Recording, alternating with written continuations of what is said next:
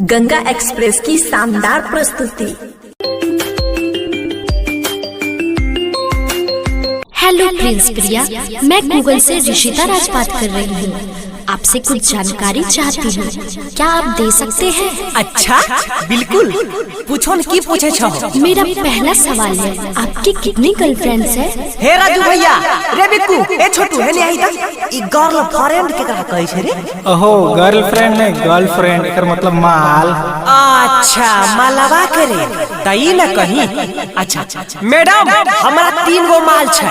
अरे वाह, किसी के पास एक भी नहीं, आपके पास 3 है। अजी मैडम, खाली कहल 3 गो माल छे, कम ले को माल नहीं छे। अरे तो आप कहना क्या चाहते हैं? मेरे समझ में नहीं आ रहा है, थोड़ा समझाइए। ठीक है, सुनिए।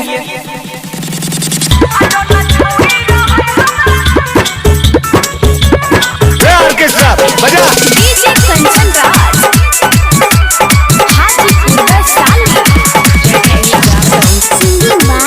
Singing by Prince Priya.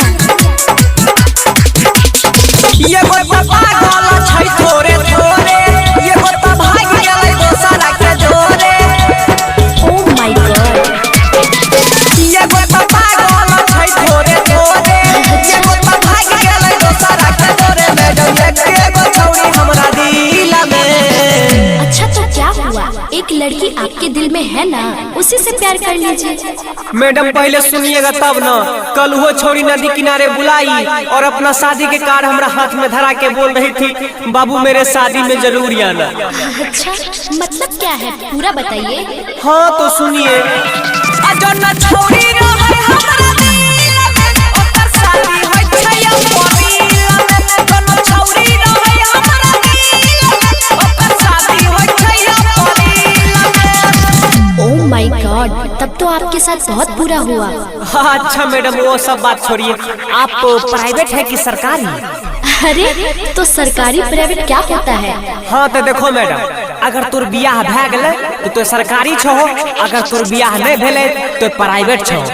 अगर तो सरकारी छो तो हमें टेंडर भर सके छिए। अरे अरे, आप तो हम ही पे लाइन मारने लगे। प्रॉब्लम बताइए।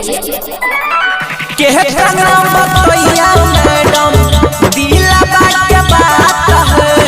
आ रही के हमर बीत जाई छै पूरा सारी रात है।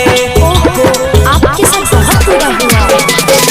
केहका नाम बतैया मैडम, दिला बात के बात है। आ रही के हमरा बीत जाई छै सारी रात है। कैसे होतै बदलाव हमर दिल में? अच्छा तो आप शादी क्यों नहीं कर लेते? हाँ तो मैडम, मेरा नंबर आएगा तब ना जी। अभी 5 गो भाई है, सब कुमारे हैं। छोरी रहे हमरा दिल में, ओकर शादी होय छै अपनील में। छोरी रहे हमरा दिल में, ओकर शादी होय छै अपनील में। और कोई दिक्कत है तो बता दीजिए। हाँ तो मैडम, खाली प्रॉब्लम है पूछबो, कुछ सेहतार होता कि नहीं? नहीं नहीं, बिल्कुल सॉल्व होगा।